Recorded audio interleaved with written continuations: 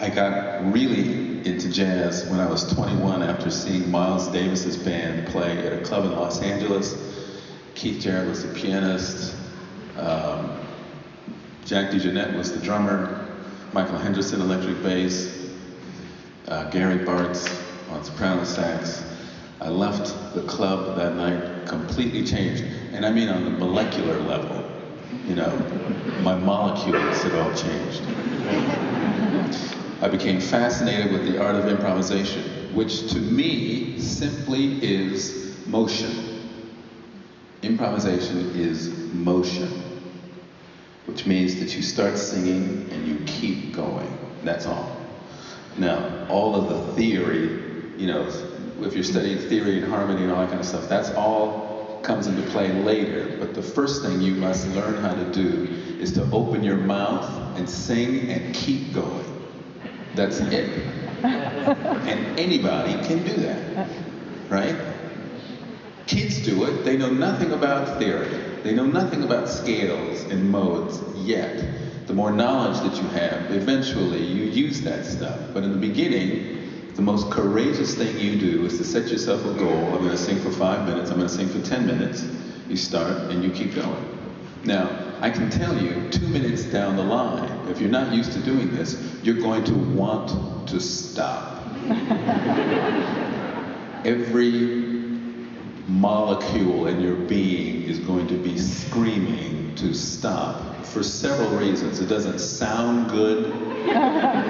You know, you have no idea what you're doing. Your scales are wrong. Your intonation is lousy, etc., etc. You know, you'll have your own personal reasons for stopping, but you mustn't stop.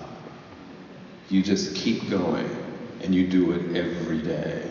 When I started singing as a soloist, when I made the decision that I wanted to be a soloist without a band, I could see the image of myself on stage, but I heard nothing. I had no idea what this sounded like.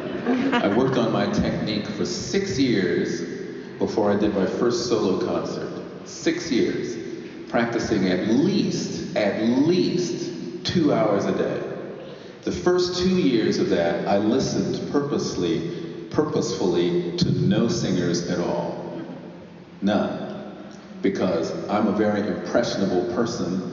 I knew that if I started listening to other singers, I would find a singer that I liked, and I would latch myself onto their style, and I would never be free. So I decided not to listen to singers, and I did that for 2 years. And then the next 4, I just would take my tape recorder with me wherever I went. And since I'm a singer, I have my instruments with me all the time. I don't have to take it out of a box or a case or anything, you know. And I could just sing, and I would sing all the time, you know. The reason that it's worked, there's a couple of reasons why it's worked for me. One, people can tell that I love what I do. I mean, I love what I do. I have a great time. It's fun.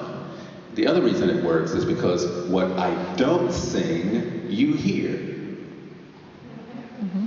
Your mind makes up for the spaces. I mean, I give you enough information when I sing, and when I don't sing, you hear it anyway. Yep. Go figure, that's the mind, you know? So my instrument is not only me up here, it's you out there. So you are my instrument just as well as I am. I might be the facilitator, the sound might be coming out of my mouth, but your ears hear what I don't sing. That's why it works.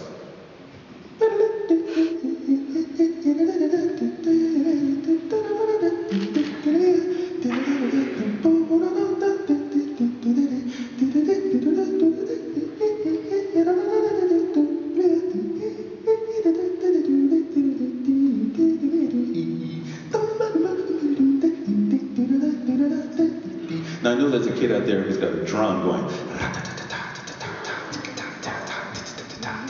you know, I mean that's one thing you could hear, and the other thing you could hear is boom, boom, boom, boom.